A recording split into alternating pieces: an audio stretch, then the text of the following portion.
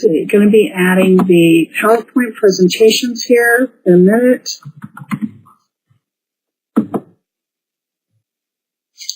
This is chapter 14, correct? There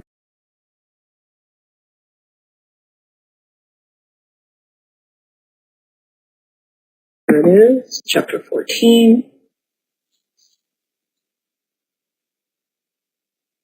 All right. Okay, so this is CPT Surgery 4, which is chapter 14 in your 321 code. You're going to need your CPT coding manual for this class, for this chapter. And somehow last night when I was recording chapter 13, I got off into the mediastinum and diaphragm. And of course, it's actually over in this chapter. So we're probably going to re-review it, okay? All right, so hopefully you have everything you need. I have my water. See, I got my water.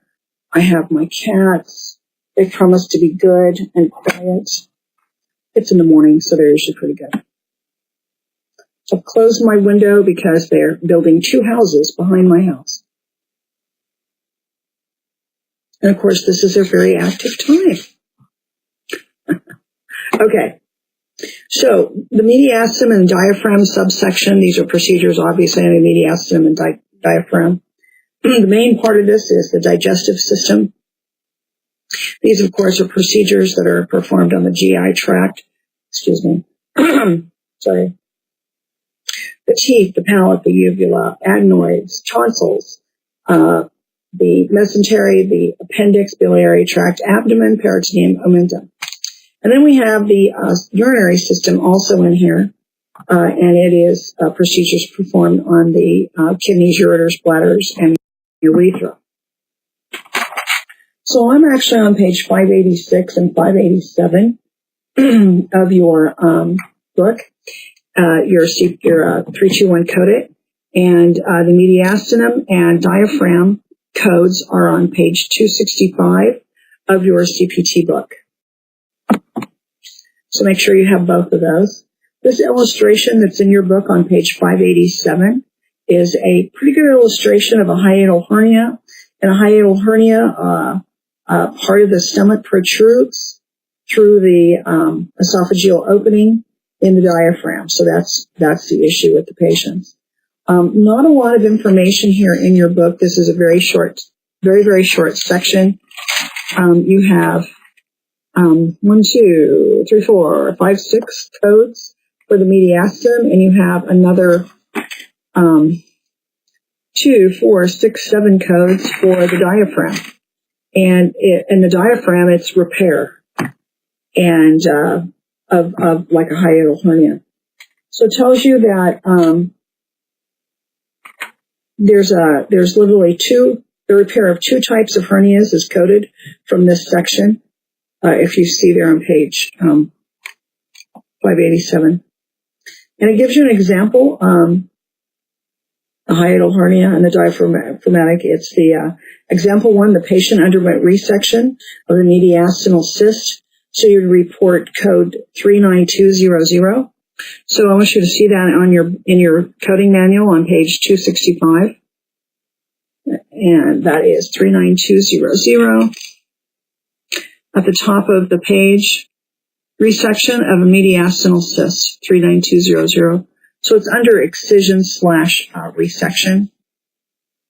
And then example 2 gives you patient underwent a resection of the diaphragm with a simple repair. Now, simple repair, we learned under the integumentary system, simple repairs are not coded and billed separately, correct? They're part of the procedure. So you would report code 39560, which is you're going to see on page 266, 39560, and it's right there. Resection of the diaphragm with simple repair, e.g. Primary suture. Now, if it were a complex repair, you would code 39561. Do you see that? 39561. And you would add a complex repair code to go with that. Okay. So you have here on page 587 of 321 Code It, you have 5 exercises. Exercise 14.1. It asks you to assign the CPT codes and appropriate modifiers, if any, to the statement. So remember how you're doing this. You're going into your MindTap program, click Reading, then click Activity, and you'll scroll. You can scroll down and read the book just like you can read it here on your desk, and then you can click. You'll see Activity, and click the little down arrow. It's very hard to see. Like I said before, I'd wish it were bright red so that you could see it. So watch for it. Upper right corner. Click it, and down will come your questions. Okay? These are for credit.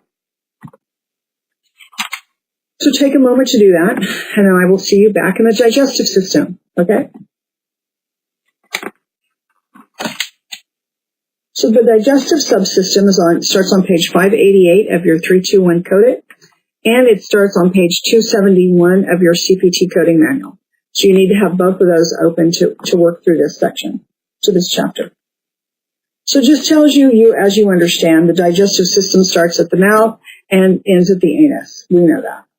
It does give you a note here when a lesion of the mucocutaneous margin, which is the mucous membrane and the skin borders the digestive tract, it may appear that treatment, like a biopsy or a destruction or excision, requires the reporting of codes for multiple subsections to classify the procedures performed. In fact, codes from just one of the following CPT subsections are reported, and it tells you that's integumentary and or digestive system.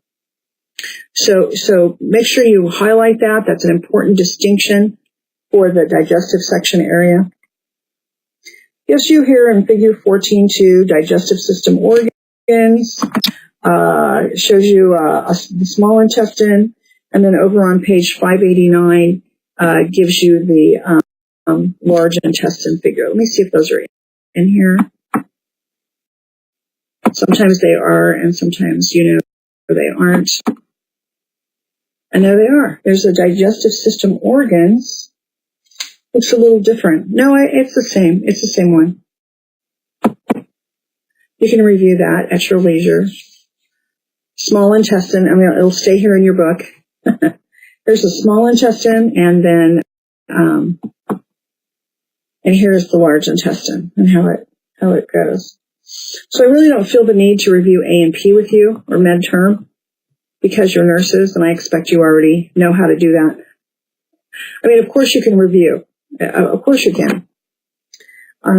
It tells you here on page 589 that the digestive system subsection includes procedures to diagnose and treat disorders of the digestive system, like a GI endoscopy, a laparoscopy, gastric analysis. Similar to other surgery subsections, procedures are classified first by anatomical area and then by type.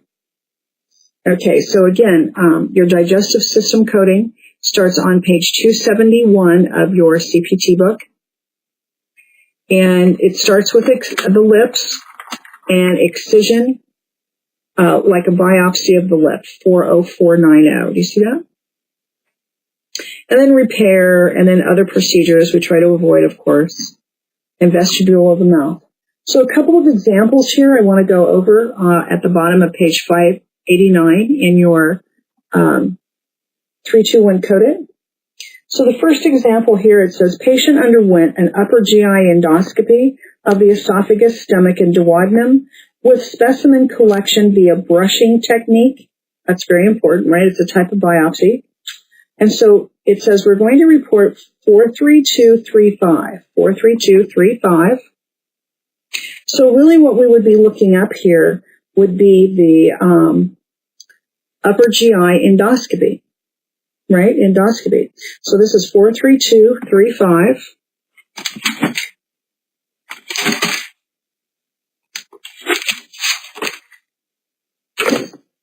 Sorry. 43235 is right here.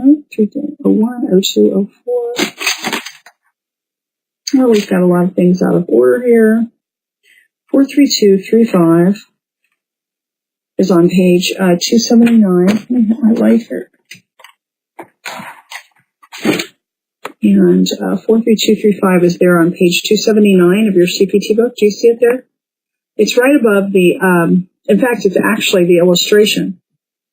So that is what we would be doing with the patient. So it tells you this is a flexible transoral diagnostic, including collection of specimens by brushing or washing when performed, and it says it's a separate procedure.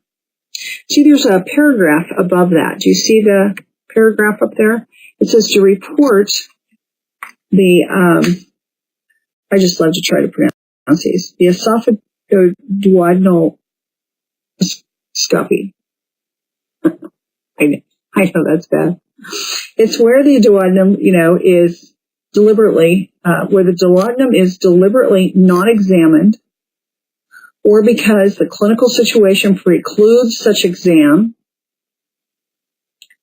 Append modifier 52 if the repeat examination is not planned, or modifier 53 if the examination is planned. So in other words, you have to choose, how to do that modifier.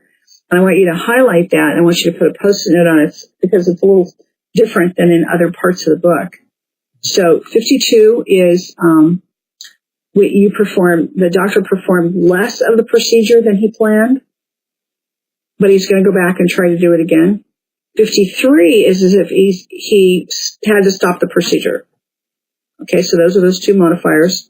Of course, those are in the front flap of your book and also in Appendix A in your CPT book. And again, what does that blue triangle mean? It means that this area, this particular descriptor has been modified somehow in this particular version of the book. Okay. The other example is a lot more detailed here, so that's why I want to do it. It says, the following codes are reported for gastrostomy procedures. Gastrostomy is a surgical creation, we know, of an artificial opening in the stomach. Code descriptions differ based on the surgical approach, which is underlined in each code description below. Do you see? So they're already underlined for you. Okay. Used to perform the gastrostomy. So again, not only does it show you here, it actually shows you how the code changes. Do you see that? So we're not going to look up every single one of these, but I think it's a good idea for you to look them up in your chapter here and underline the same words that are underlined here, underline those in your coding manual, because the type of approach literally changes the code. Do you see that? So we go from having an upper GI endoscopy to having a laparoscopy surgical gastrostomy, and then we go back to a gastrostomy open, and that changes the code. And then we go to a percutaneous insertion of the gastrostomy tube, and that changes the code. So this is about the gastrostomy procedure, yes, but the codes do, the approach determines the code. And that's what's really important to get here out of this part of the discussion. So please take a moment to go to each one of these codes, look them up, and underline approach, and make yourself a note in your coding manual that the approach changes the code. Very important key issue here. That's why we covered it. Okay, so over on page 890 of your 321 coded, there is a note. CPT medicine section also contains code for digestive system procedures. They're located under the gastroenterology heading 91010 through 91299. So you might make yourself a note to cross-reference in your coding manual. You'll never know when you're going to need it. So over here at the front of your, somewhere in your digestive system where you have some white space, make yourself a note to see also gastroenterology codes in 91010 through 91299, which classifies diagnostic tests such as electrogastrography, and such tests are generally included in endoscopic procedures, which means that they are not separately coded and reported. So it depends on how those back in the medicine section get performed, right? So it tells you that the following headings contain codes that classify procedures performed on the oral cavity. So here's our oral cavity right here. Probably got more information about your mouth and throat lips than you ever wanted to know. And it's also figure 14-6 on page 591 of your CPT code. 321 code. So it tells you for procedures performed to repair cleft lip and nasal deformities, review the operative report. To identify whether the procedure is primary or secondary and 1 stage or 2 stage. Again, that will change the code, right? Primary procedure repairs the cleft lip or the nasal deformity without recreating the defect. A secondary procedure actually recreates the defect and includes reclosure to repair the cleft lip palate or nasal deformity. So it shows you here codes 40700 and 40761, and 40720 and 40761 are performed unilaterally. So again, on the bilateral procedure, you'd add modifier 50, and you'd probably have to go with 50. I think it would be difficult to show the sides on this. So it tells you about a rhinoplasty repair of the skin defect in the nose using harvested tissue. And it tells you you're actually in the respiratory section for the rhinoplasty. You're actually over in 30460 to 30462.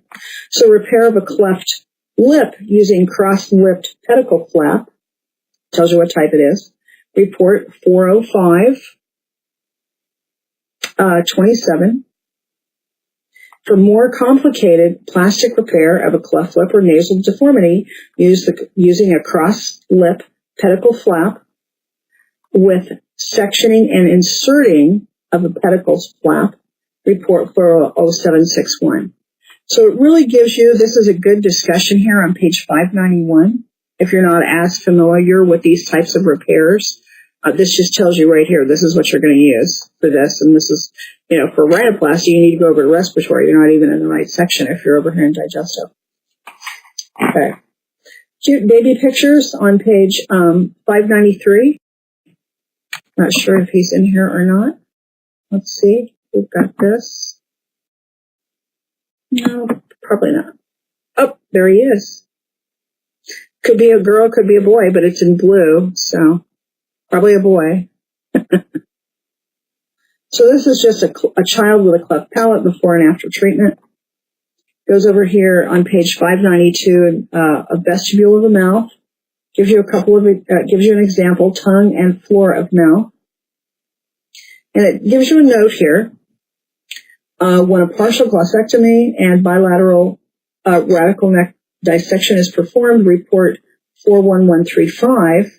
For the glossectomy and a radical neck dissection on one side, there is, by the way, just one tongue, which means modifier -50 cannot be added.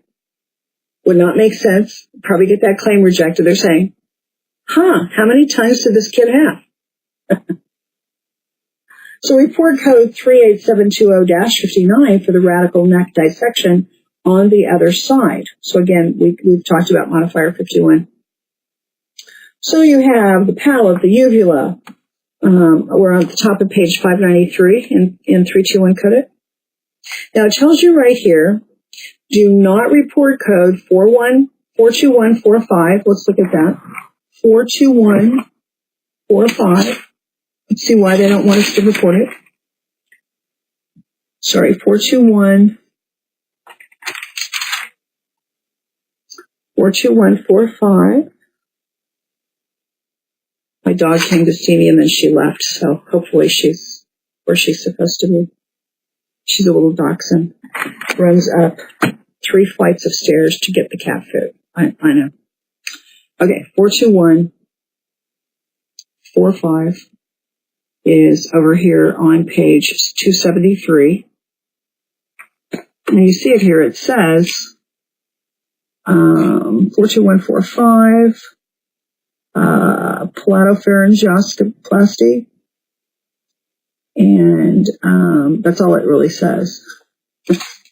So do not report 42145 for a laser-assisted uvulopalatoplasty procedure, which uses a laser technique to remove tissue from the uvula, soft palate, and larynx. CPT does not list a specific code for laser-assisted uvulopalatoplasty. Therefore, report HCPCS. Tells you to send you to HCPCS, level 2 code S as in Sam, S2080. So you might want to highlight this. Because more than one treatment session may be required to achieve optimal results, subsequent visits to repeat the laser-assisted uvulopalatoplasty are included in the global period for the code reported. Therefore, a code for each repeat session is not reported separately. So you have to look at that over in your HCPCS book if you want to grab it real quick. I'm not going to because I know it's sitting in the other room.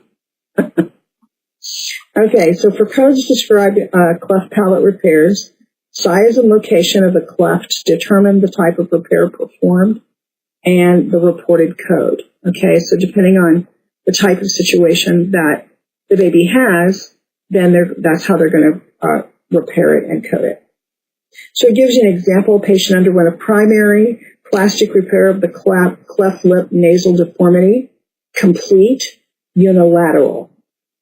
During the same operative session, the patient also underwent a palatoplasty for cleft palate with closure of the alveolar ridge, soft tissue only. So here are your codes for this description. 40700 and 42205-51. So the reason we went over this is I want to show you how modifier 51 works. So modifier 51, if you check it in the front flap of your text, modifier 51 just says multiple procedures. So that means multiple procedures by the same doctor on the same day. Okay? Modifier 51, when the payers see it, say, oh, this was done during the same operative session, often through the same, would be the same incisions on the same part of the body. And so the operative word there is same, and it would be a modifier 51. So what that does is it discounts the fee paid for any code with modifier 51. So that's why it's really important to get on the claim form, which will become the electronic claim someday, to get on the claim, what is the primary procedure? It usually goes with the primary or the first listed diagnosis. So primary and primary, okay? Because if you manage to list it on line 2, even without modifier 51, it'll get discounted. So you have to really do primary code should always be on the very first line item and matched to the ICD-10 code, CM code for the diagnosis. So primary goes with primary. Okay, got that part? That was a cute kid.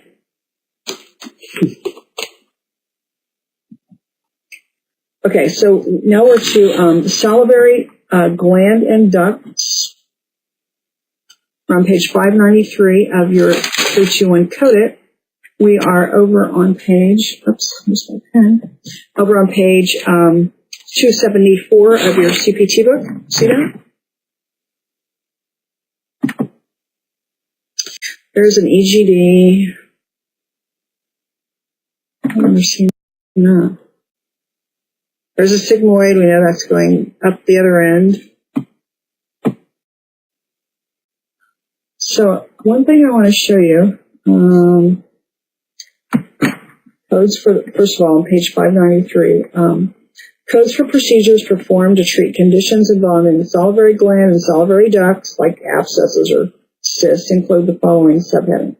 So we can incision, excision, repair, and then the selection of the code for the excisions, like of a parotid tumor or parotid gland, is based on the amount of tissue that was excised. Let me go back here. I don't think I saw it.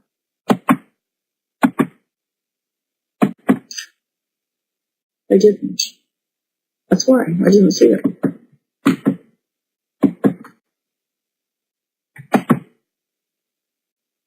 Okay, so what amount of tissue was excised, the location, where the location was, whether the procedure included nerve dissection, and whether the procedure included radical neck dissection. So when you're looking at these codes on page 274, does it give us any examples? It does.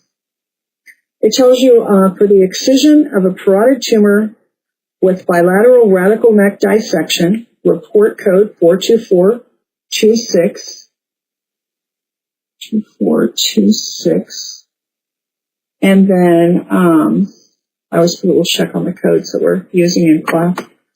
And then it also says that that's for the excision and radical neck dissection on one side. There's just one parotid gland, which means the modifier 50 can't be used. And then also report code 38720-59 for the radical neck dissection on the other side. So modifier 59 is added to indicate that a distinct procedural service was provided. Now, it's the same operative session, but it is a different part of the area of the body, right? Different part. Okay. Pharynx, adenoids, and tonsils. We're on page 594 of 321 Code It. We're on page 274 in your coding manual. See, I'm not getting any of this right yet. So this has not come up yet. Okay. All right. So tonsillectomy and adenoidectomy is the most popular part here in this section.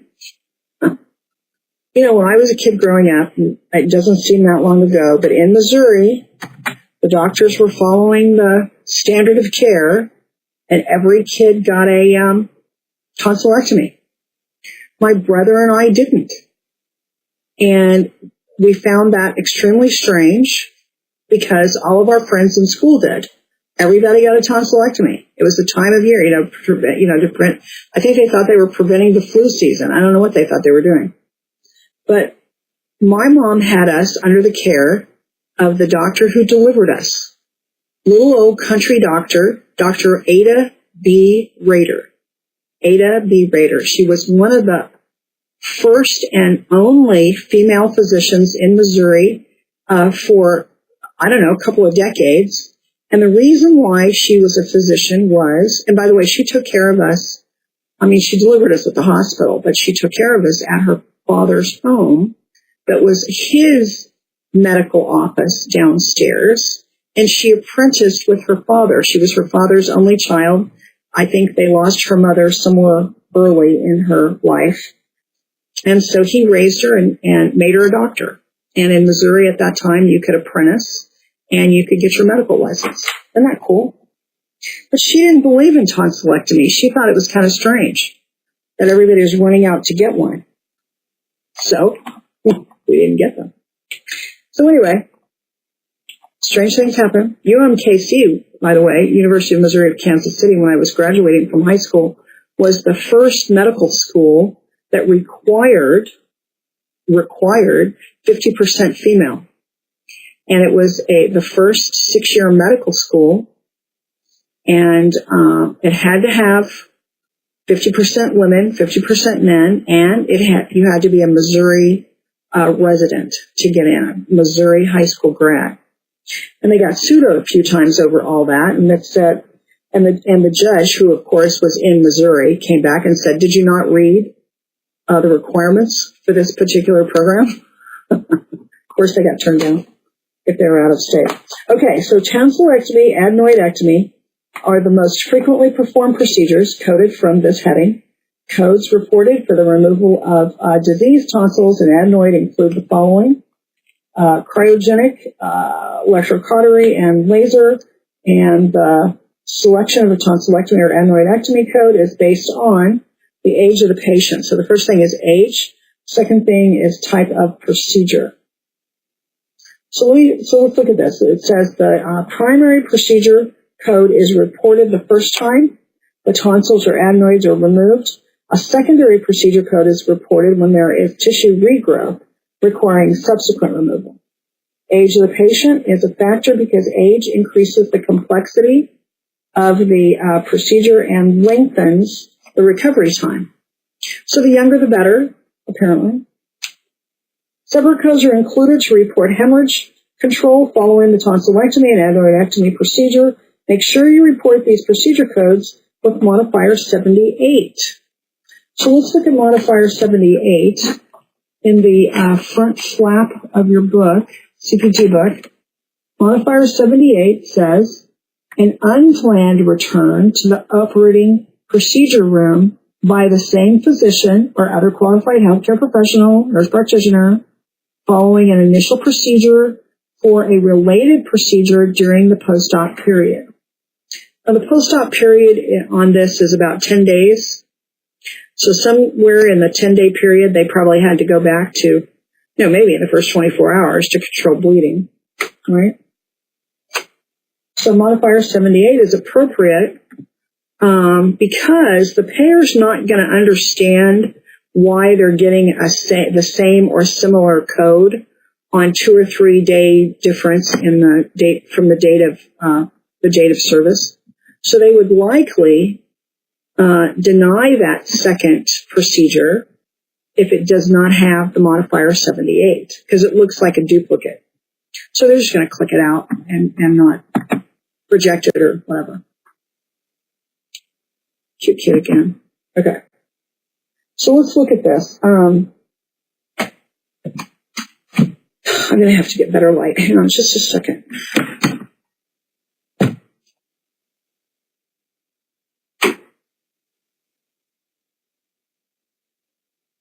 Where is my pen?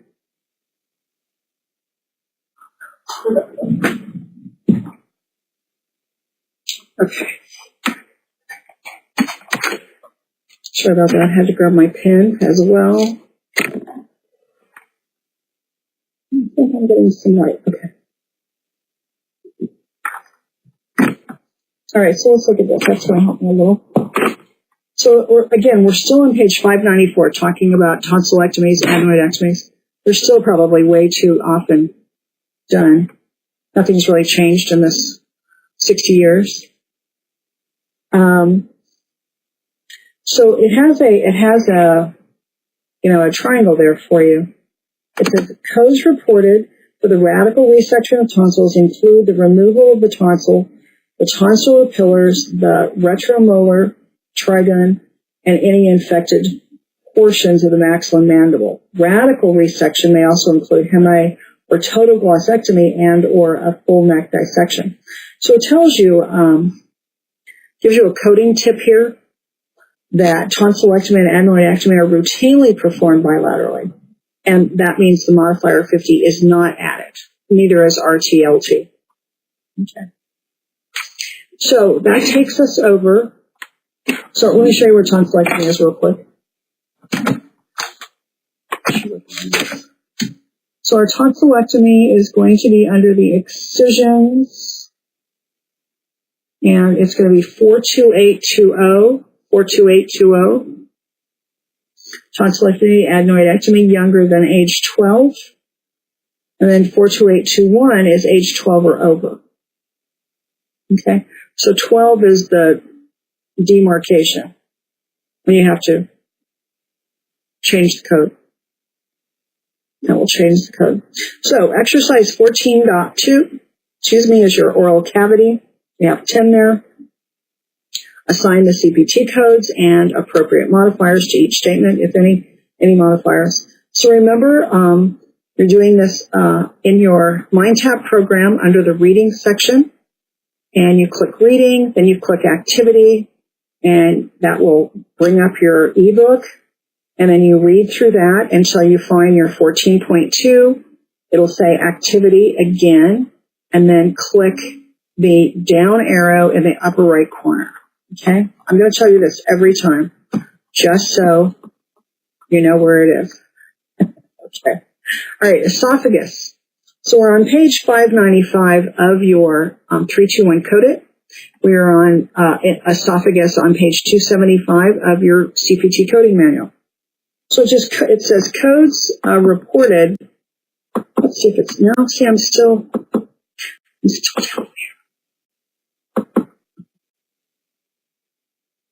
Okay, so codes reported for procedures performed on the esophagus include, we're going to do incision, excision, turn the page, we're going to do endoscopies, those are esophagoscopy, and we're going to do laparoscopies, repair, manipulation, and then no, we're not going to do other, right? So when assigning codes to procedures performed in the esophagus, review documentation carefully to identify the approach. So the approach is the issue here, whether incision or endoscopy, okay? So over on page 596, it gives us an example here. Patient underwent esophagotomy via cervical approach with removal of a foreign body. So they say report 43020. So let's look at that. 43020. 43020 is over here on page 275. 43020. Oh, it's the first code under the esophagus. So esophagotomy, cervical approach with removal of a foreign body. So it's right there. Okay. Now it says if the patient underwent I just love it, cricopharyngeal myotomy via esophagotomy, thoracic approach with removal of a foreign body. So that takes you to 43045, and it says it exactly the same way. See that? Okay. So sometimes the doctor actually dictates it. Sometimes maybe from the book. I don't know. From the coding manual. So it gives you here on page 595 or 596 endoscopy procedures and where they're at. They're obviously used to, here it is on your screen, to visualize digestive system organs, usually with a flexible fiber optic tube, and gives you the list here. So these are what you would be seeing on an operative or a procedure report, like procedure performed, and obviously that would be listed there. Gives you some endoscopic procedures. And now endoscopy procedures are interesting from a coding perspective, at least. So these are 270 on page 276 of your CPT book. It tells you that when bleeding occurs, results of an endoscopic procedure, control of bleeding is not reported separately during the same operative session. Okay. So a diagnostic endoscopy is performed to visualize an abnormality or determine the extent of disease. So a diagnostic endoscopy is when doctor goes in, looks around, comes back. That's diagnostic. Now, if the doctor goes in, looks around, sniffs something, anything in addition to the visualization is now a surgical procedure. It is a surgical endoscopy. And the diagnostic procedure, the diagnostic endoscopy, is not billed or coded and billed separately. Why? Anybody know? It's become the approach for the surgical endoscopy. Okay, and this is the way it is throughout this book. Anytime you have a scope procedure, if you go in and look around and come back, that's diagnostic. If you go in, look around, and snip something, it has now become surgical. Okay? And that means we cannot bill separately for that diagnostic endoscopy. Doesn't matter where we are in the book. Same thing. Okay? Because it's now the approach. Okay. So over here on page 597 of your 321 code, you have a series of examples here. The one that's interesting to me is the endoscopic treatment of the esophageal varices, uneven, enlarged, tortuous veins, on figure 14-9. Did we have that? No, there's the sigmoid. No, let me go back. We'll get there. So this includes the following. So ligation, similar to the technique used to band hemorrhoids. Endoscopic injection of a sclerosing agent like concentrated salt water. And after passing the sclerotherapy needle through the scope. So you have three examples here. And so we want to look at what changes the code. What part of this, and then you're going to underline it, like it was already done for you on the other page. It says that example 1, patient underwent the flexible, the esophagoscopy with band ligation of esophageal varices. So that's 43205. 43205, that's at the bottom of page 277 in your coding manual. You want to look. And it says, so it's indented because it says with band ligation. So you've got to go back up to 43200. You see that? Because that's a flexible transoral. So that part stays there at before the semicolon, right? You come down to 43205 and then with band ligation of esophageal varices. You see that? Okay, so that's your basic procedure, right? So example 2 is the patient underwent direct ligation of esophageal varices.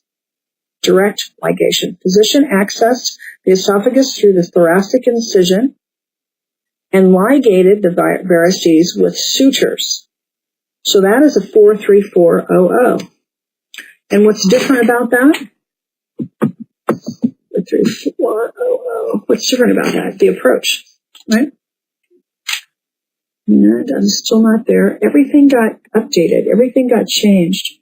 Every one of these codes have a blue triangle in this section. So 434, still not there. Still more changes. Got the rearranged codes. They just basically did this section of a couple of new codes. I'm still looking for 434, right? Did I change my code here? No, 43400. Good. And that is going to be on page 286, 43400, ligation direct esophageal varices. So the approach changed the code. And then we have number 3. We have patient underwent esophageal transection with repair of esophageal varices. The physician used a stapler that was inserted through the incision in the anterior wall of the stomach to transect and repair the esophagus to remove the esophageal varices. You report code 43401, which is right below the code that we used. Right? What did I change? What did I turn my page?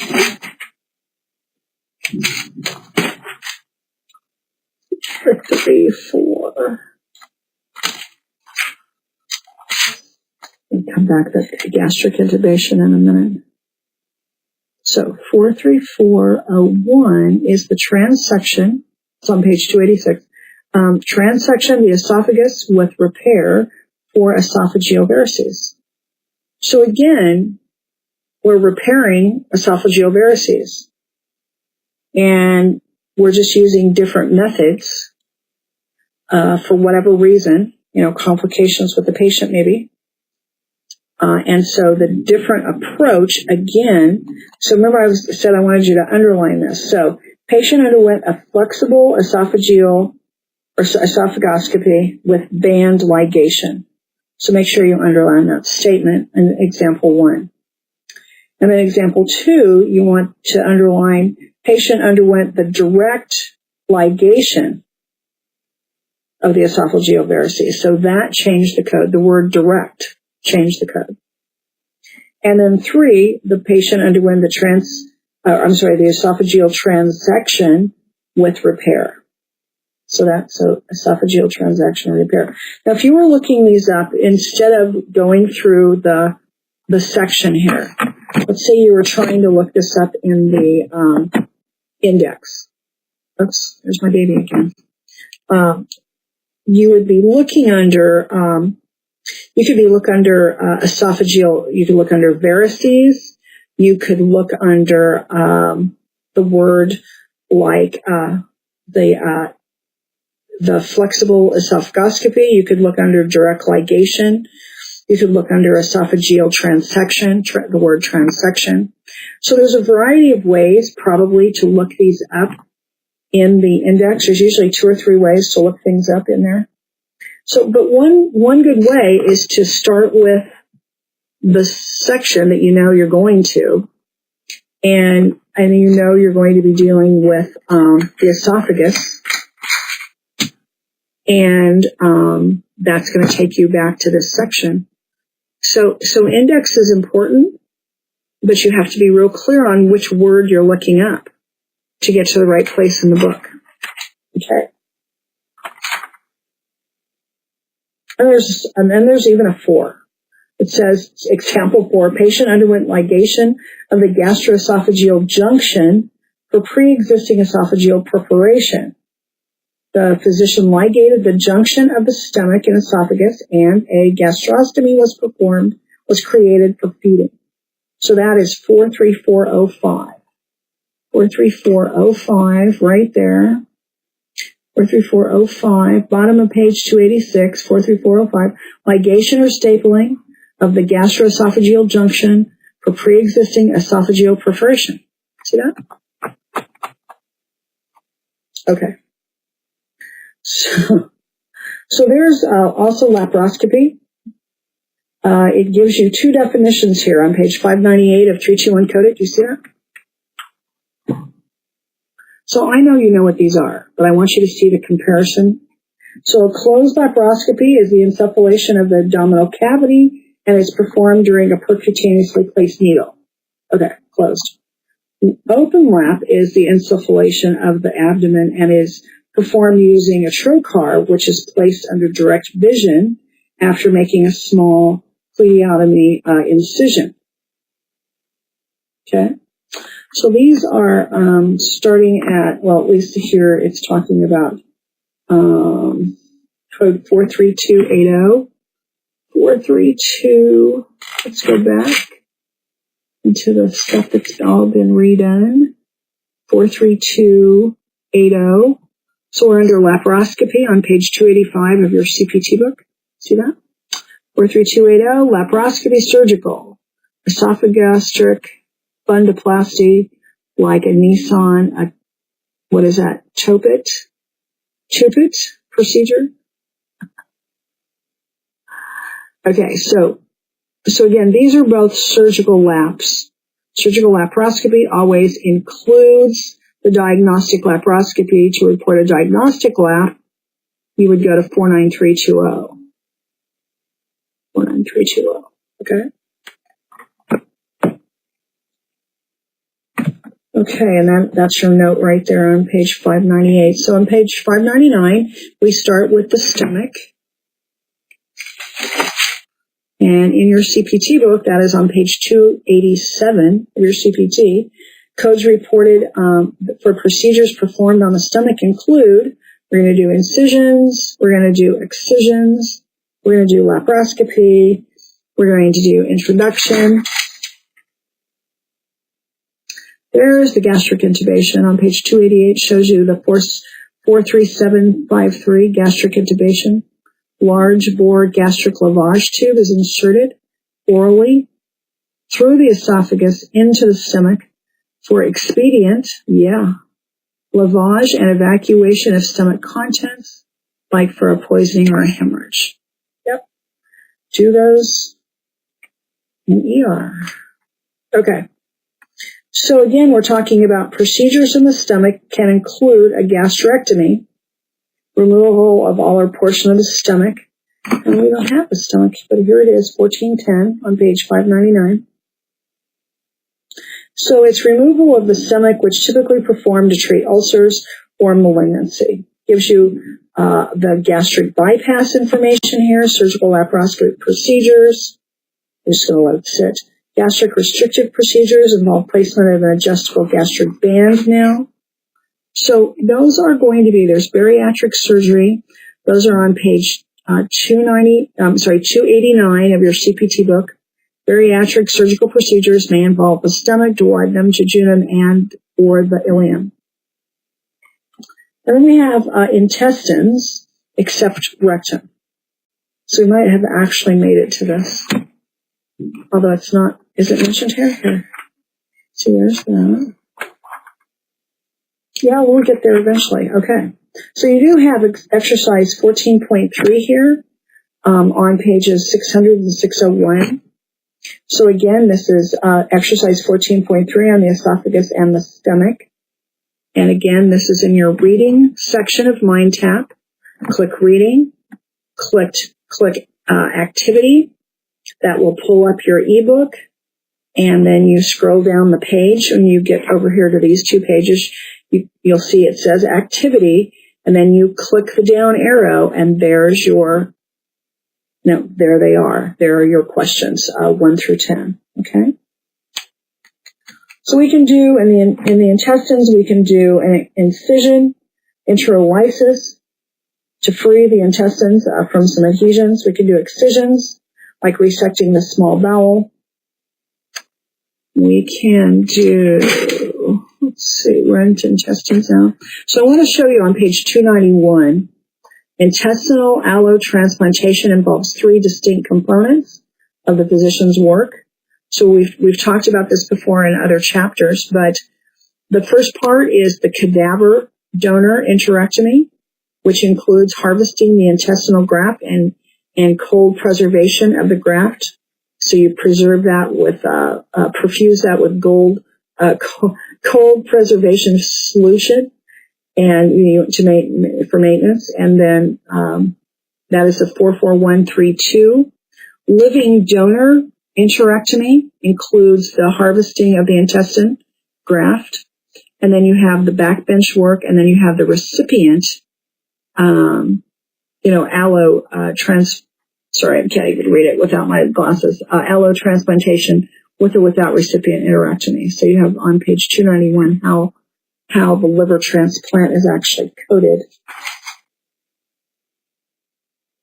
But back over here on page 602 of your 321 coded, 602, we have laparoscopy. We're talking about the surgical laparoscopy again, 44186, and that's on page 86. Way over here under incision on page 493. There you go, 4186. And then you have the enterostomy, the external visualization of the intestines. Tells you this could be a colostomy, or ileostomy. Then we have endoscopy of the small intestine, and you see here on page 603, ascending colostomy, the transverse, the descending, and the sigmoid. So those are the blue. Are those the blue parts? Yes. Colostomy, location is blue, may be surgically removed if the colostomy is permanent. Okay. So that's 44361, gives you that illustration. Okay, introduction, repair, and other. Okay, so we have, there's Meckel's diverticulum and mesentery, 13 figure. Diverticulosis, Meckel's diverticulum. So that would be over on 44800, 8. We're going to come back. That's the endoscopy. 448. 448, right? 44800. 448. 440. I see 20 and 50. So what am I reading wrong? 44800. 44800. There it is. Excision of the Meckel's diverticulectomy, or the mesenteric duct. So that is on 44800 is on page 298 of your CPT book. Takes us to appendix.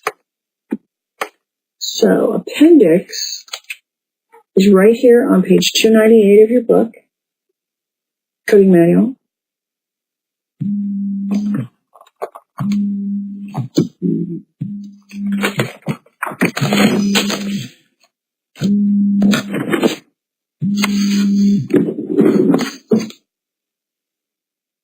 Sorry, just gotta turn that buzzing off. I have it on buzzing. Okay, so here on page 604 is it says appendix. Appendectomies are performed laparoscopically and through open abdominal incision. An instructional note below code 44950 states that when an appendectomy is performed during intra-abdominal surgery, is considered incidental. So let's look at that. So 44950 is an incision of the appendix, incision and drainage of appendial. Can we just say appendix? Abscess, open. And it tells you if you're going to use the percutaneous image-guided drainage by catheter, you're going to use 49406. So over here, it says surgical, I'm under laparoscopy, under the appendix. Surgical laparoscopy always includes diagnostic laparoscopy. To report, the diagnostic shows you there. So they're telling us about a note. Oh, there it is. Okay, so excision. So we're on page, see, I just have to pick this up so I can read it. Okay, we're on excision. We're on page 299. 44950, that's the appendectomy code. Incidental appendectomy during an intra-abdominal surgery does not usually warrant a separate identification. If necessary, you report modifier 52. 44955, when done for indicated purpose at time of other major not separate procedure, lists separately in addition to the code for the primary procedure. And then for a ruptured appendix, which my son almost had, and I almost had the surgeon's you-know-what's for it, 44960 for a ruptured appendix with abscess or generalized peritonitis. So the thing is here was the problem that Medicare ran into, and then the other payers followed their lead. Any opportunity to do an appendectomy, because you really don't need it, right? I don't know, I've got mine, so I'd like to keep it until I suddenly don't need it, if it goes bad or something. But at one time, there were so many appendectomies being done that Medicare just could not figure out why. So they had some physicians start looking at some op reports and discovered that the appendectomy was not the primary procedure. It was incidental to something else. So they were in there for another reason. They were in the abdomens for some other reason. And they just thought they'd snip the appendix while they were at it, and they billed for it. So now, to get an appendectomy paid, it has to be a certain, in other words, it's not the surgeon's call anymore, it's the pathologist's call. So that has to be a seriously messed up, obvious issue with the appendix to get it paid. So they're okay if you want to take it out. They're totally okay with that. That's great. They may not pay for it, though, if it's incidental to another procedure. So they will always run edits.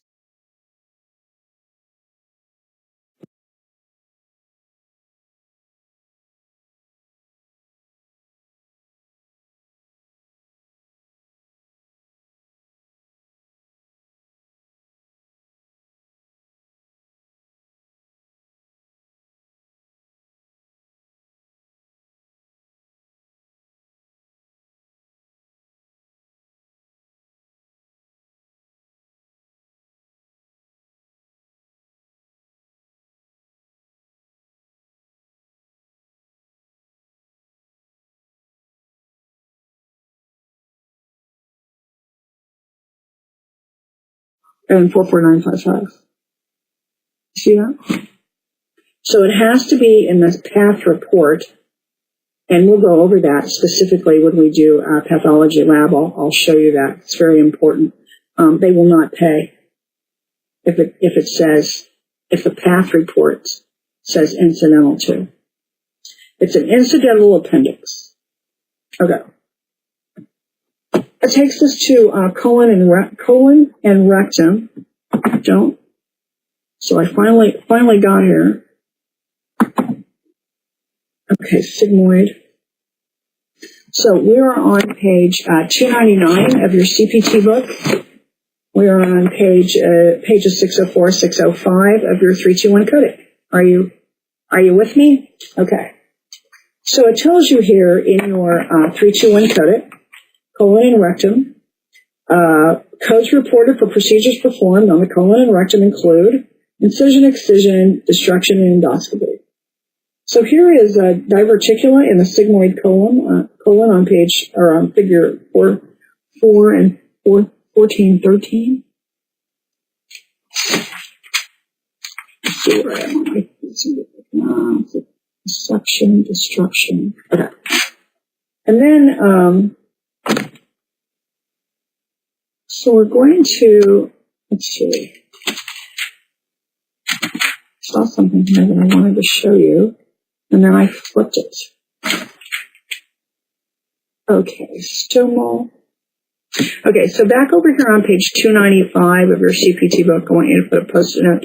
So it's under endoscopy stomal. Definitions of proctosigmoidoscopy is the examination of the rectum and may include examination of a portion of the sigmoid. Sigmoidoscopy is the examination of the entire rectum. Sigmoid colon may include examination of a portion of the descending colon.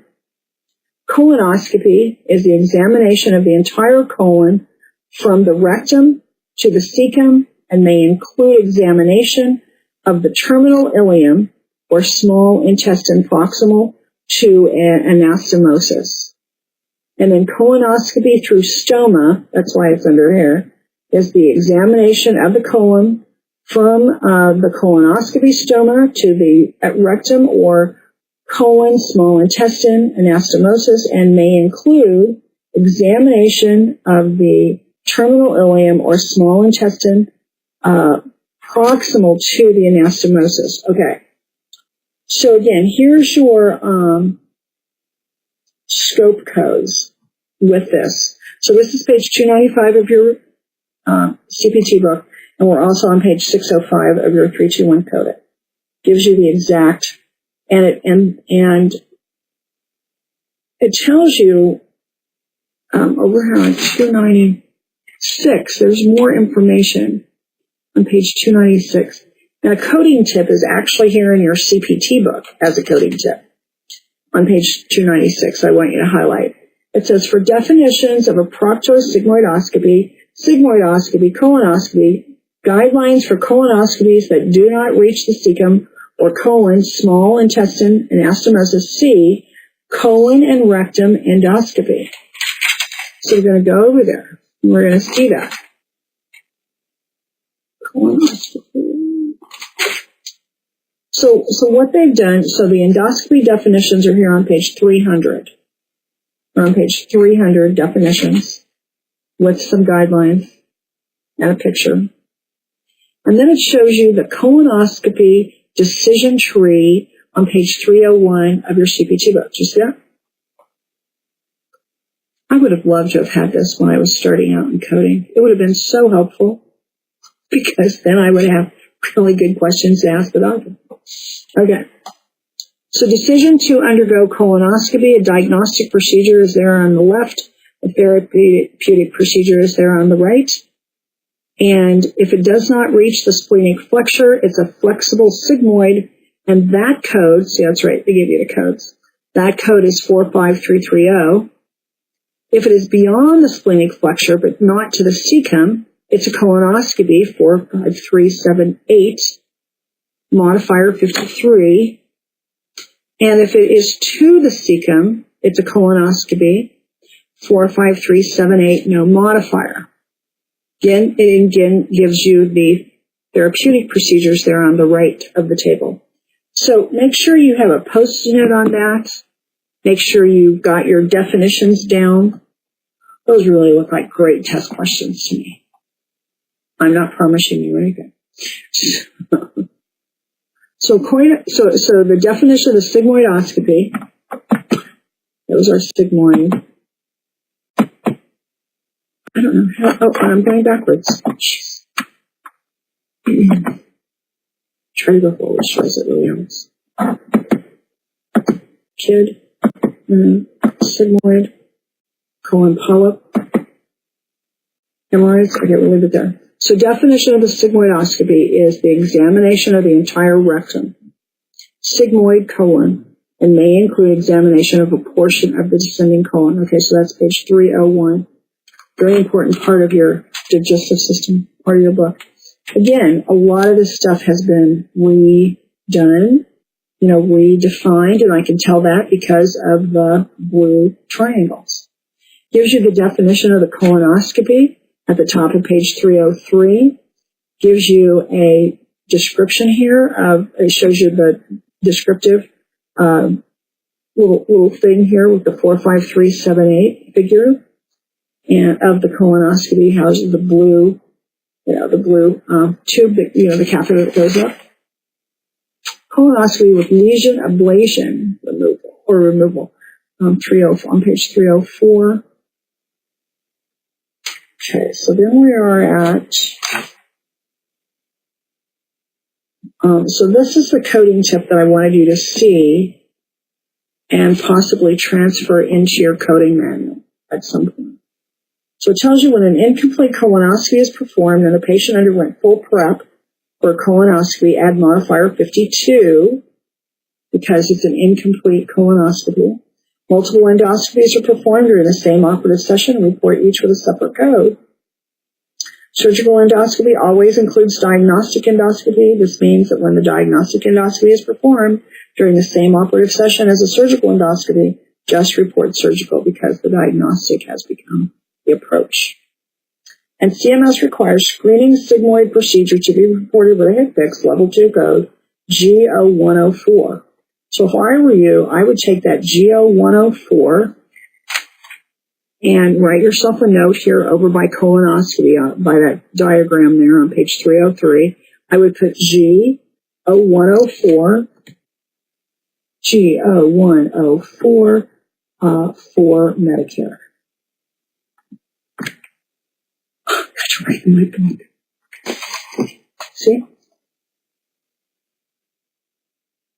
I can find it there. See, here we are. Colonoscopy, right? See that? Medicare G0104.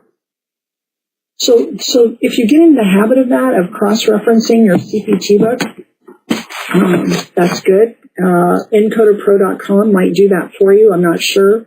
Remember, I don't sell that. I don't work for them. I talked to a nurse yesterday from United Healthcare. She reminded me that she does work for them down in Florida, and so she's going to come into the program because she's not even in coding or anything. She's in sales and employer metrics. So what these HMOs do is demonstrate to the employers what they're doing for them and how much money they're saving them. And I said, so how long have you been doing that? She said, about 3 years. I said, and you've been doing it without coding? She goes, well, I really had to start really looking up these codes, and it's really harder for me because I don't know where to start in EncoderPro.com. Okay. I think you need to come to class. Okay. So that then takes us to that. There's that little diagram, my little thing I was looking for. Colon polyp. It is on the bottom of page 606. Oh, there it is. Proctectomy. Cautery, bipolar, hot biopsy forceps, cold biopsy forceps, laser technique. All of that electrocautery snare, all that's discussed there in 606. Then that takes us to anus. Is that that? Yep, that's figure 14-17.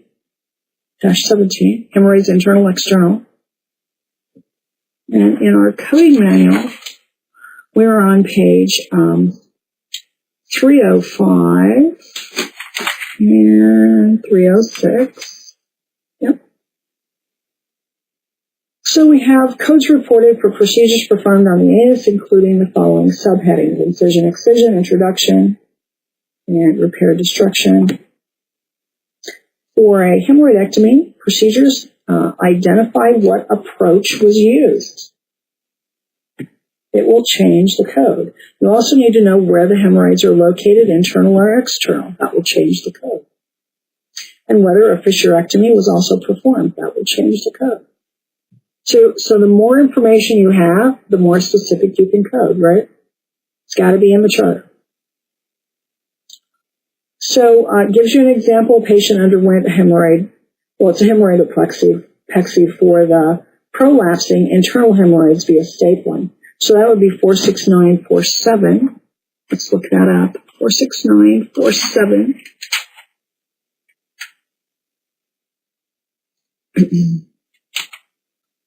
Yeah, 469.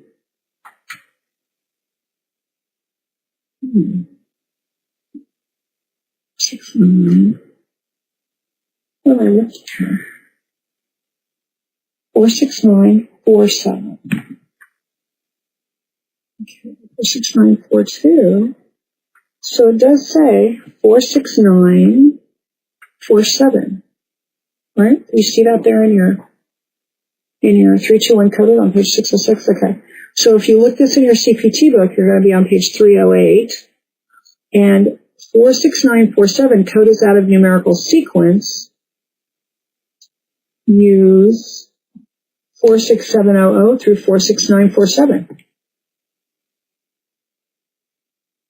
You see that little bump in the road? Okay. So basically you have to know a lot of information about the hemorrhoids, where they are, internal, external, the approach, whatever was used there. And these are fistulas down here, so that doesn't give us any idea. But the hemorrhoid codes right here. I really want to see hemorrhoidectomy here. Okay, it says 46930. 46930. Let me write this down. 46930. I use 46930. So it gets you to the right code. So destruction of internal hemorrhoids by thermal energy, like infrared, coagulation, cautery, radio frequency. 46934 and 36 have been deleted. 46937 and 38 have been deleted. You go back to 45190. So let's see what that was. 45190.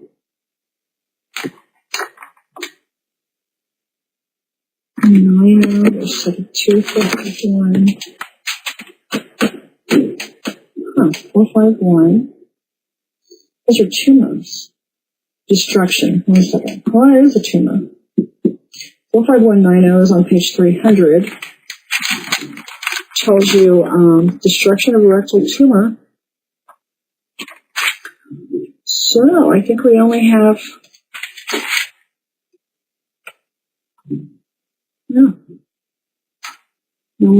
one hemorrhoid code under destruction. Could be under that's proctectomy, repair, or prolapse. No. So I think we've got 46930. We used to have more codes. And as you see, they're moved around and they are deleted. Okay. So over on page 608 of your 321 Code It, you have exercise 14.4 for the intestines, mesentery, appendix, rectum, and anus. So you've got 10 right there to work on. Again, reading, in Mind Tap, reading, click activity, up will come your ebook, and then you'll see activity, and click the little down arrow, and here come your 10 questions. Okay. Takes us to liver. Page 608, 609. We are on page 308, 309. Interesting, they actually lined up. Probably won't happen again. And so we cover in liver, incision, excision, liver, transplant, repair, laparoscopy. Okay. And not a lot of stuff here. We've talked about liver transplant, cadaver donor, the living donor, hepatectomy if the living donor is involved, backbench work or the prep, and the recipient liver allotransplantation. Those are on page, all the transplant information is on page 309. Starts with a repair, like an abscess of the liver. And over on page 310 are laparoscopy. Surgical lap always includes diagnostic lap. So you have laparoscopy, surgical ablation, one or more liver tumors. That's 47370. 47370. And if it's cryosurgical, it's 47371.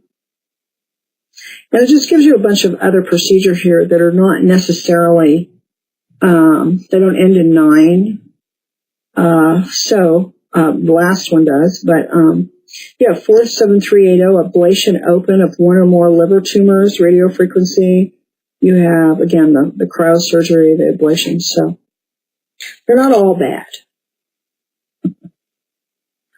Okay, so it shows you here digestive accessory organs.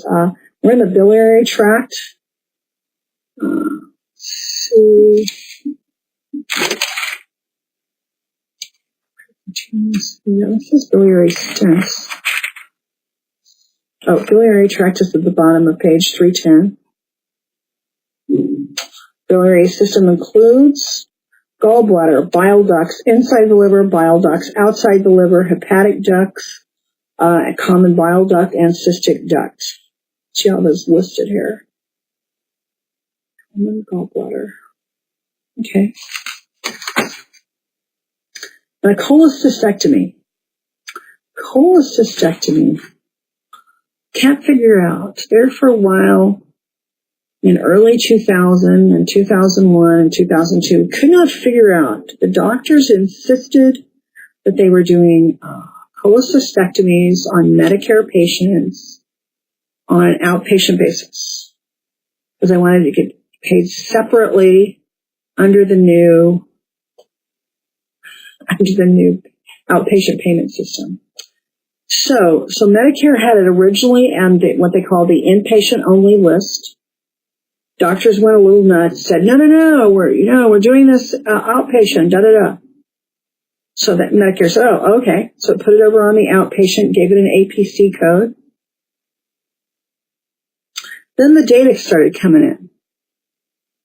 And the data started coming in to prove that often, not ever, I mean often, a Medicare age patient who has undergone an outpatient cholecystectomy is often admitted 2 or 3 days later. So Medicare said, so they put cholecystectomy back on the inpatient only list. As far as I know, it's still there. I haven't looked it up lately. But it was a big deal. I mean, it came in back and forth where I'll try to figure out how to bill it. Because in the APCs, the ambulatory payment classifications for outpatient, you cannot bill an inpatient-only service with a APC code. And inpatient-only means they have to be admitted. Little things like that. So anyway, it gives you an example here: surgical removal of the gallbladder, 1419, can be performed laparoscopically. See, that's what they were doing on an outpatient basis, doing it laparoscopically, or as an open procedure. We understand what we're doing here.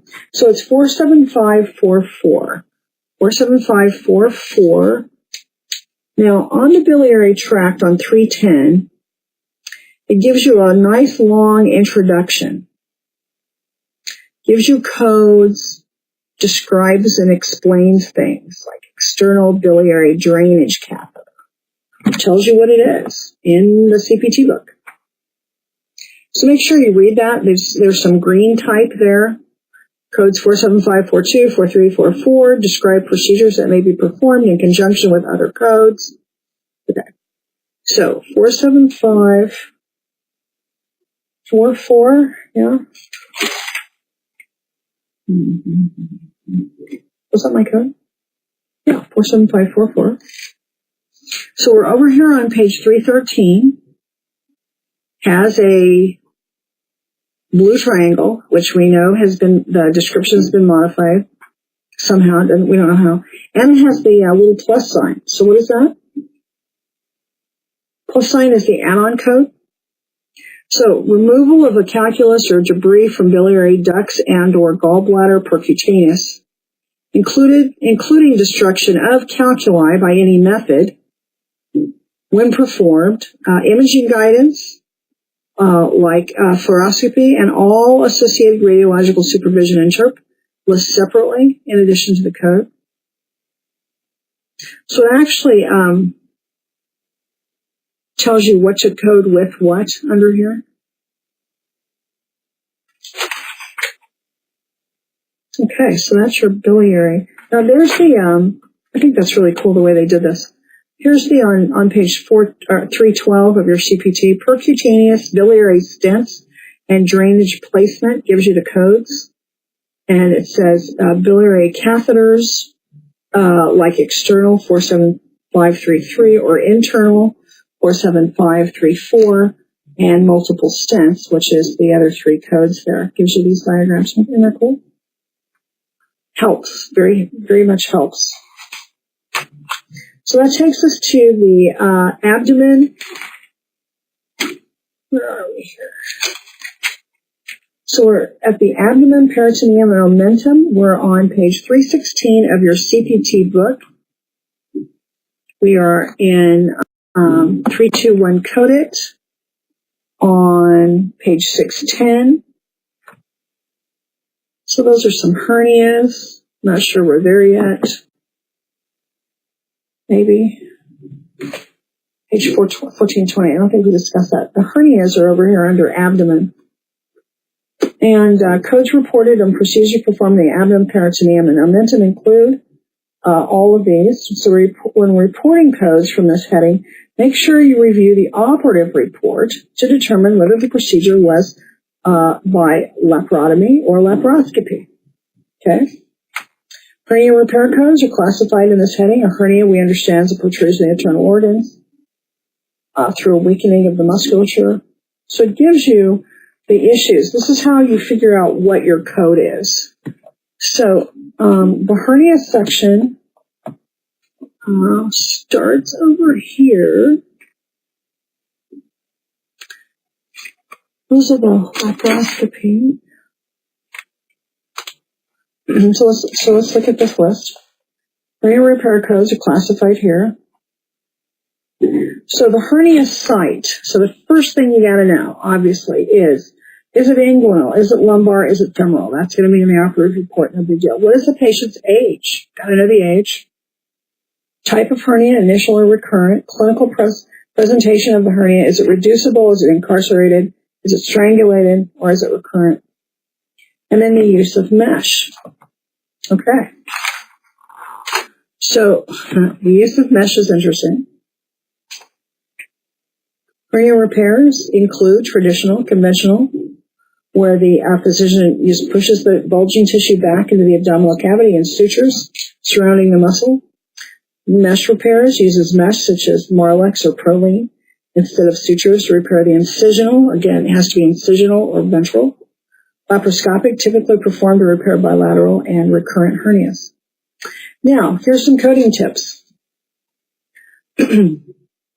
So, neonatal, diaphragmatic, and traumatic hiatal hernia repairs are not classified in this section. Neonatal. To report codes for these repairs, you have to go to 39503 through 39541 in the mediastinum and diaphragm section. Implantation of mesh or other prosthesis 49568. Okay, almost done, but not quite. So give me a little bit more time here. Those minutes things on your webcast are never correct because I have to estimate. I never guess right. Okay, so implantation of mesh, which is 49568, is reported for incision or ventral hernia repairs, which is the 49560. Let's go over here. I have hernia. There's the repair. It's on page 321 of your codes. Coding manual. When mesh or other prosthesis is used to repair other types of hernias, do not separately report a code. 49568 mesh is also reported with integument system codes. Tells you that. When strangulated organs are repaired in addition to strangulated hernia, report a code for each procedure performed. There could be other organs involved. When a hernia repair is performed during another open abdominal procedure, a code for the hernia repair is reported only if it was performed through a different incision. So again, that's modifier 59, different incision.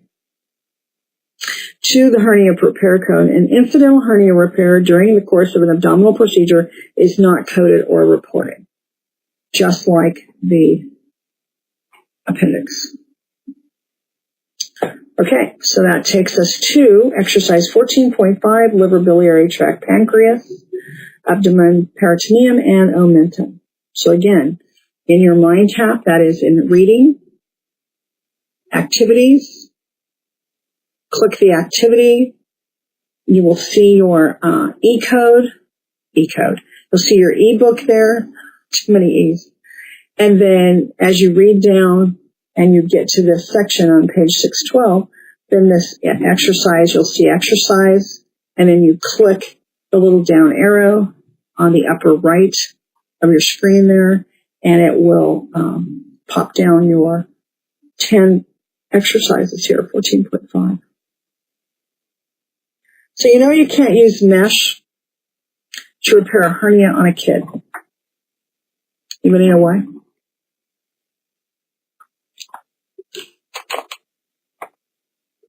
Kid's growing.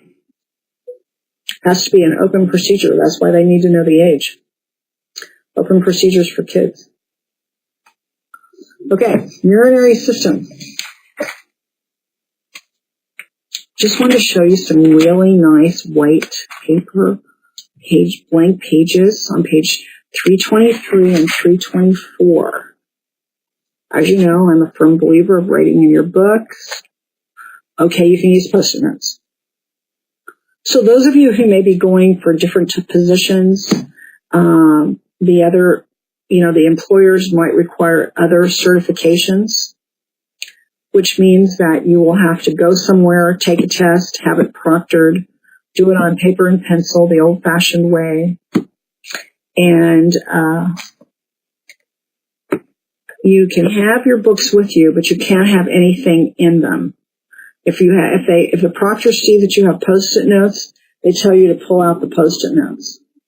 If they see that you have things tucked in there, they'll make you take them out and give it to them. Then you can have it back after the test. But if you have stuff written in your coding manuals just to help you with your coding along the way, they can't take that away from you. Just saying. You don't have that issue with AACCA because you're at home with your own time, and the clock's running, You can't leave the test, so that's why you need coding manuals instead of software or looking stuff up online. You can't do that because you leave the test, it turns off. That's a security thing. Okay, urinary system starts on page 325. That is the table of contents there, quite colorful. Turn the page, you'll have on page 326 of your CPT book a nice anatomical, here under your urethra, it starts at 53000, 53899. We are on page 613 of your 321 code. Urinary system subsection. We know that urinary system contains kidneys, ureters, urinary bladder, and urethra, which is that. Let's see if it's in here or on here. So those are the hernias. Headings.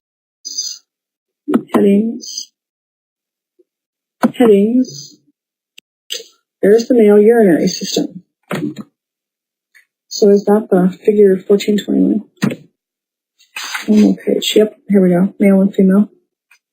So there's the male.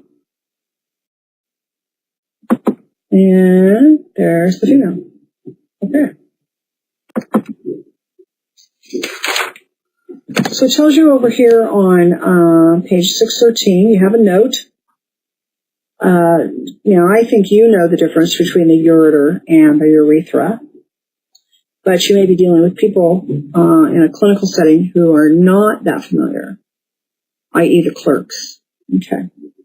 So the most common disorder is a urinary tract infection. They involve different areas of urinary tract, other urinary system disorders, pressure within the urinary system, affect stagnation of flow, stasis, and cause the formation of stones, calculi. So it tells you that various methods are used to treat urinary disorders here. We're at the bottom of page 613, including open procedures and endoscopy or laparoscopy. We have diagnostic urodynamic procedures, study of the urine storage and voiding function, include tests such as the following. So it gives you this list here. So in your book, in your coding manual, we start with the kidney because that's where urine is made, correct?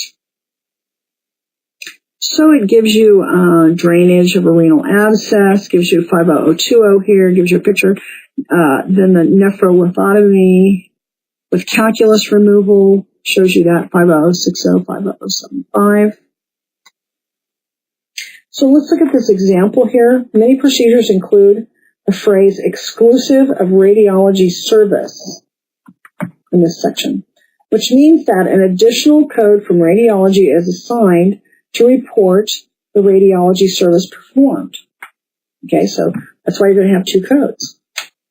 Codes 50551 through 50580 are reported for renal endoscopy through an established nephrostomy or pilostomy, and the code instruction states exclusive of radiology service. If the same physician provides both services, a code from 74400 through 74485 or 78700 through 78725 is also reported. So let's look at those real quick. So 50551, it's going to be over here on page 332, page 332 of your CPT, 50551, laparoscopic. It's going to be 333, endoscopic, 50551, renal endoscopy, through an established nephrostomy or pilostomy with or without irrigation, installation, or, uteropylography, and exclusive of radiology service. Okay, so again, if it says I'm on page 614 of your 321 code. So it says, if the same physician, you might want to make yourself a note here in your coding manual. If the same physician provides both services, you would code 74400 through 74485 or 7870, 78725 is also reported. So up here by the 50551, that's what we were looking at, 50551. So when it says exclusive of radiology service, and I'm just writing in a report 74400 through 74485. Okay?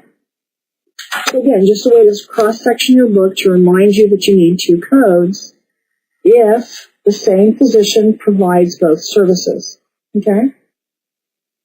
So again, we have kidney things here. We have lithotripsy. Lithotripsy is a wonderful thing. 50590. Is it covered in here? Let's see. 50590. Common locations of renal calculi. That's there. There it is. I thought we had some kind of a picture. So, ESWL, shockwave generator, so much better than surgery. So much less painful. So much quicker to recover. So that is on page 616 of your 321 codec. That's figure 14-23. Okay.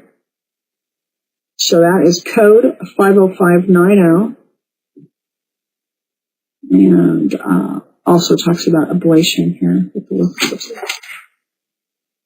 Okay, so we're on page 334 of your CPT, I think. And then we have figure 14-24. We have that here. No.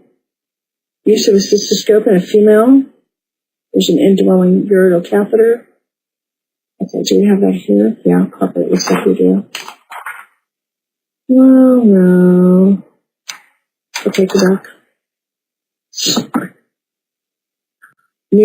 New text, new edition, and new PowerPoints that I didn't do.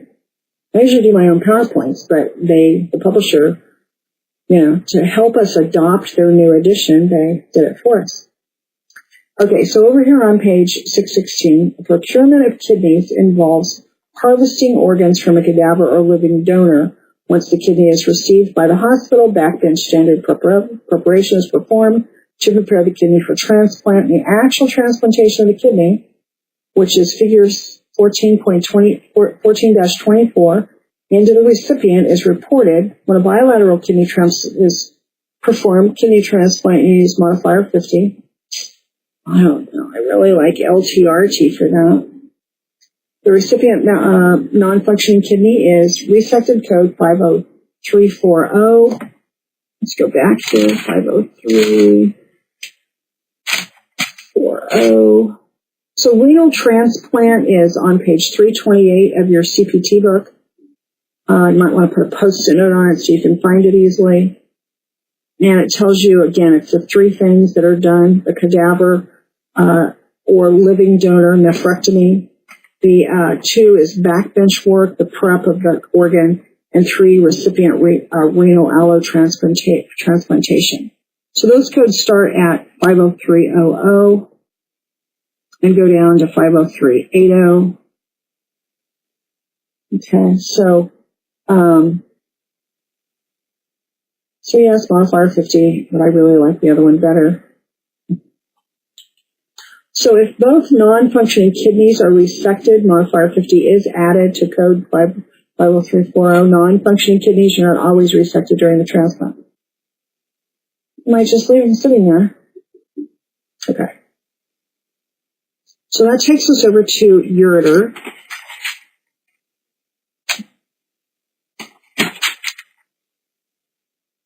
Somewhere. So these are codes for procedures performed on ureters, including the following subheadings. How did I miss that? Did I? There's arthroscopy. There's the endoscopy where we were. There it is. Bottom of the page. Bottom of page 333, incision biopsy. So, gives you just some quick information here. So urinal anastomosis procedures, I'm kind of in the middle of page 617. So these are 50740, 50740. So we're at the bottom of page 335, 50740.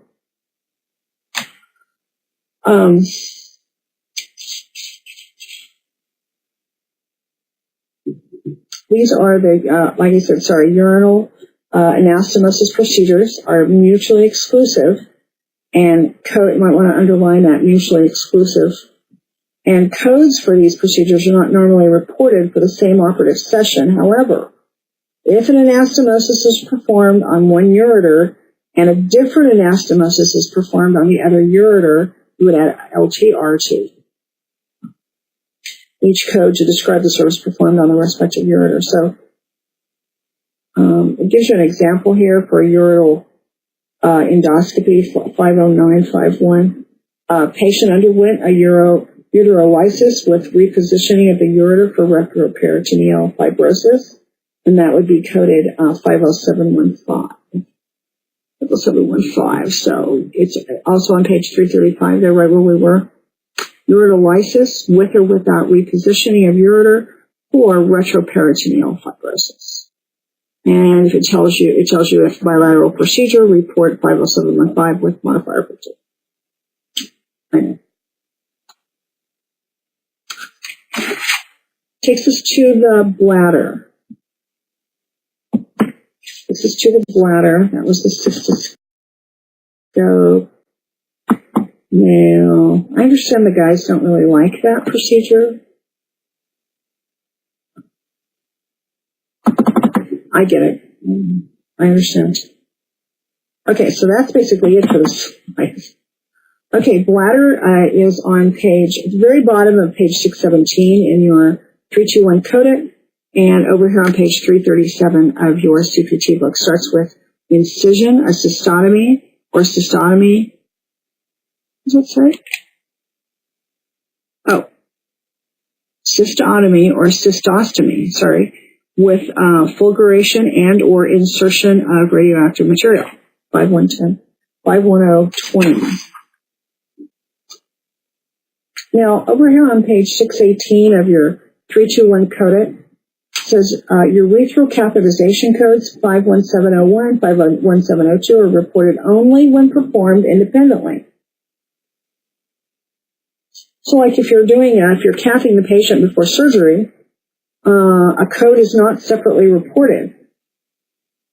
It's because, you have to cath them, and it's part of the preoperative services provided. It's a standard of care. So we're not going to code that. When urethral catheterization or dilation is necessary to accomplish a more extensive procedure, a code for the urethral catheterization or urethral dilation is also not reported separately. So coding tip right there.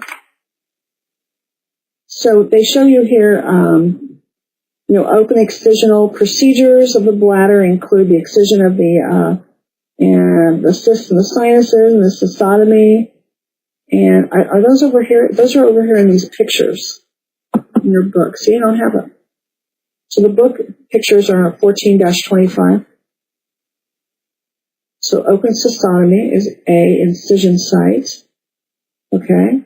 B is fascia incised. That's B. Muscle split. D is bladder incised.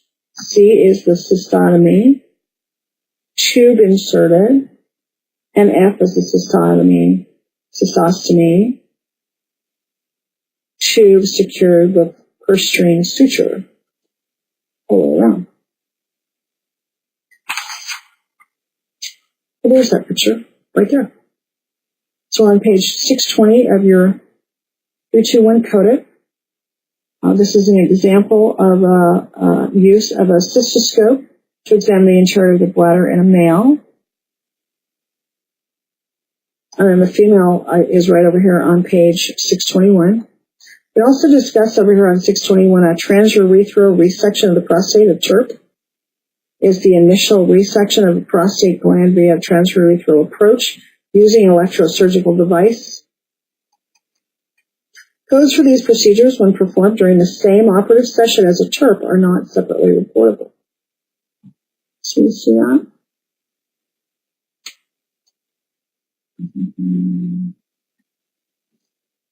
52353. Let's see. 523. Where's this one? Okay. 523.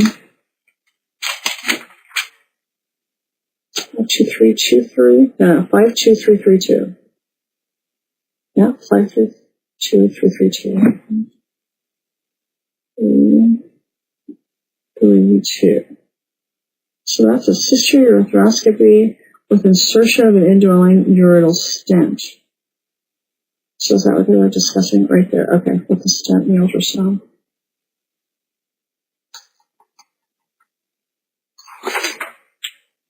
So it gives you an example here at the top of page 622. Physician may perform a prostatectomy during a number of different methods, using different methods. So it does say the transurethral two-stage prostatectomy TURP. Physician performs a prostatectomy in 2 stages. Operative report specifies the first and second stage, which is 52601. 526. 52601. So that's transurethral. It's on page 334 of your book. It shows you here 52601 is the TURP complete. You see that? So that's what I was looking up, is the 52601 code. Gives you a bunch of examples here that we're really not going to go through, but here's what I want to show you on this urethra. Over here under your urethra on page, we're going to go through 1 or 2 of them, 345 of your CPT book, and we're on page 622 of your 321 codec. So it tells you the urethra, muscular tube, discharges urine. And let's see, so we have example 1, female patient underwent a total urethrectomy, including cystotomy. So it'd be 53210. 53210 is over here on page 345 of your CPT book. Under excision, 53210, uretrectomy total, including cystostomy, and that's female. And if it were male, it would be 53215. Now, if you come down here a little further, for dilation of urethral stricture, identify what surgical approach was used. That will change the code. What the patient's gender was, obviously will change the code. Whether the dilation was initial or subsequent, that will change the code. So these are your examples if you'd like to look them up. Coding tip, page 623. Urethral repair codes 53502 through 53515. Let's look those up on page 346. They are 02, okay. Are performed, don't you go away, are performed to treat urethral wounds or injuries. When urethroplasty is performed, do not report a code because suture to repair wound or injury is included. So the suture is in there. So that takes you to exercise 14.6, urinary. So it's assigned CPT codes and appropriate modifiers to each statement. You have 20 there. So again, you are in MindTap. You click reading in this chapter 14. That's your ebook. You will see as you read down where we were just reading, like under urethra, then you will see activity, click the little down arrow in the upper right corner, and then down will come your 20 activity, your exercises. So that's what's so important about doing your exercises as we go through this, because then you're ready to do the next section, to read it and understand it better, because you've done those little assignments as we went through. Okay? So that's basically the end of Chapter 14, CPT Surgery 4. I want to show you an internet link here. It's really cool. WebSurge's Virtual World Virtual University, websurg.com. And then the other one is Society of American GI and Endoscopic Surgeons, SAGES. Isn't that cute how they did that? SAGES. www.sages.org. You can also look the other ones up if you'd like. Okay, so you do need to do your review here and your coding practice. Will take you to page 630. So remember, you also have your workbook to complete, your workbook assignments. And then after your workbook, you should be ready to do the capstone activity, which is your medical coding trainer for this chapter. So basic, intermediate, and advanced. And most of this, I hate to tell you this, most of this is for credit. Or at least if you're doing it online, I can see that you're, what level you're accomplishing. Okay? All right, so we have completed Chapter 14. Congratulations, you got this far. You're almost there. You're almost there. So again, this is your instructor, Joyce Thomas. I'm signing off, and I will see you in Chapter 15, Surgery 5. Okay? Thank you for your time. I do appreciate it.